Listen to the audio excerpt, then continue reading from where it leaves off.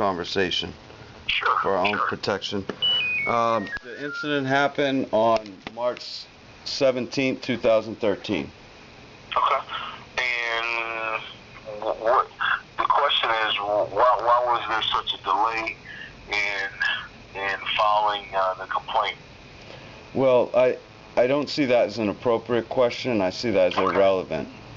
Well, it's appropriate for me because I'm just trying to see to make sure the date was correct. But nonetheless, who is the other person? I can't. Is it G-I-A-V tell or him how G-I-A-U? Duong? Tell him how you pronounce your name. Yeah. Go ahead. Yo Young. I'm sorry? It's Yo Young. Yo Young? Correct. Okay. Does she speak English? I got two complaints, same phone number. Is this your wife, girlfriend, friend? My wife. Okay, all right.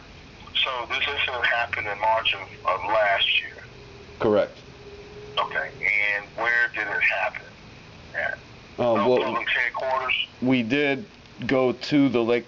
This happened at Public's headquarters. We did go to the Lakeland Police Department after we were released from jail to file a complaint, and we were given some cards to some detectives, which I called, and no one followed up with myself. We were taken into the back room, and we had Captain Thomason begin to question us. We were in between him and another officer standing over our backs, and my wife was very traumatized by the situation. She didn't handle that very well, and when she began to cry, they told us to get back out into the lobby. But we attempted to make a complaint initially, and as far as I'm concerned, we were given the runaround. Now we're on probation as of last week, so now we're giving our second attempt. Well, you mentioned you were arrested. What were you arrested for?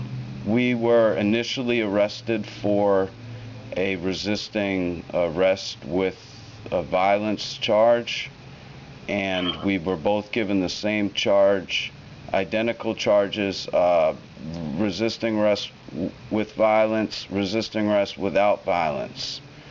There were 3 additional charges that were pegged on, months into the, I guess, investigation. The additional charge was one charge of destruction of the officer's equipment. The claim was that we threw his walkie-talkie. We threw it. I guess we took it off of him and threw it. We were also given 2 additional felony charges the day of the jury selection. So that was a complete surprise to us. We were looking down the barrel of a gun. As far as I'm concerned, they said we're looking at 15 years. So we took a plea to plea it down to a misdemeanor without violence, a non-contest plea, and so that's all said and done with. Although I will mention that we have on a number of occasions requested to get our camera back, which I had with me on the day of the incident, and I attempted, and I believe I was successful in recording the entire incident. We have not retrieved that piece of equipment, and we are also asking for that back. Okay. Well, you don't. How you get it back? You have to come down. You come to the station and ask for present ID, and that's how you have to get the camera back. Okay. If it's in evidence, I'm not familiar. I'm just telling you the process, and it should be under your name, and all you have to do is produce identification. They should be able to get if it's in evidence or safekeeping. I'm sorry, and the case is resolved. Let me ask you this: what's it? because your complaint is you were assaulted without probable cause, and you said the incident is on film. The film you're referring to is your camera? Yes. Or is it a different... Well, there was several recordings. I recorded the incident myself. I was given a verbal warning about staying on the sidewalk. That's how this encounter initiated. I complied, and I did what I thought was defusing or de-escalating the situation by complying, being as cooperative as I could, and then attempting to go back to the march to leave the situation. The officer asked for my identification. I quite simply told him I do not have an ID on me, sir. I didn't have it.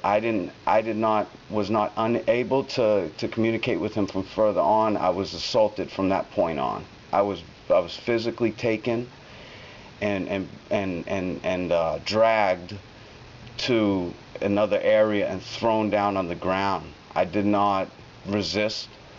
My wife came to my aid, as I would hope any, loyal wife would do, but she did not get in between the officer and I at all. She's obviously never seen anything like this. And how she got involved was I threw my keys to her and told her, "Go home, ma'am." Am means wife in Vietnamese. And I was still recording, and the officer said, quote unquote, "She's not going anywhere." He grabbed her and threw her down. From that point on, all I focused on doing was recording. In my head, I kept thinking, what is he doing? This is crazy. This is just crazy. And I was just fortunate to have my camera with me. And the assault turned on to just my wife and what I considered to be sexual battery. And she screamed. She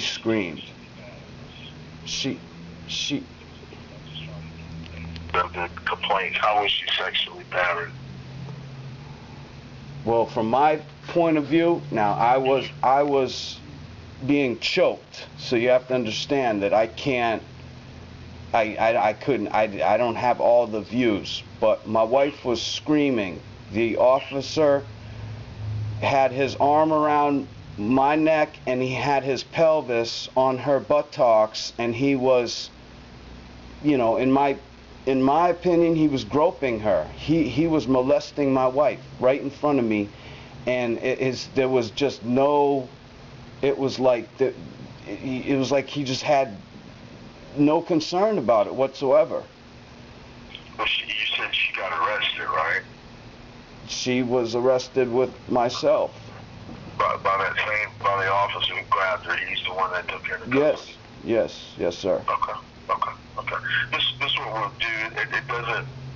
What we'll do, I just need for you to come down and give me a statement on so we can and talk about the whole incident and see if it rises. Just from what you're telling me, I don't know. Like I said, I don't have all of it. I just have to. What I do is call and to make sure that it's first of all a legitimate or can be a legitimate complaint. And then what we like to do is, to come down, if you will, to talk to me, and we'll take your statement. Just on the sexual battery part, I mean, that's some serious allegations, and just from what you're telling me, like you said, from your point of view, it appears just from what you gave me, my side, just a little bit, is that if he was taking her into custody, he would, he grabbed her from behind, unless there was something else. I don't know if it rises to that sexual battery, but we can, you see what I'm saying? And that's another reason, because of some serious allegations here. My wife had her shirt unbuttoned when she stood up. Her shirt was completely unbuttoned. This goes further than just sexual battery.